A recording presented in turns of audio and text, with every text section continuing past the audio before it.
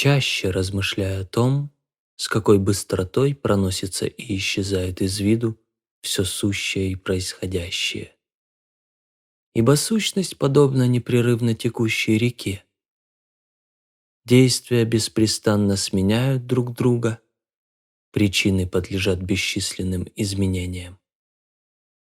И нет, по-видимому, ничего устойчивого, а рядом с нами безмерная бездна прошедшего и грядущего, в которой все исчезает.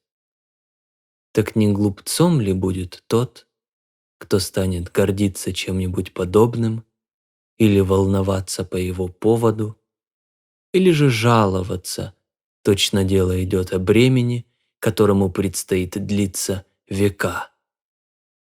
Вспомни о сущности в ее целом, в какой ничтожной доле ты участвуешь в ней, о времени в его целом, от которого тебе уделен лишь краткий и мимолетный срок, о судьбе, какой незначительной частицей ее ты являешься.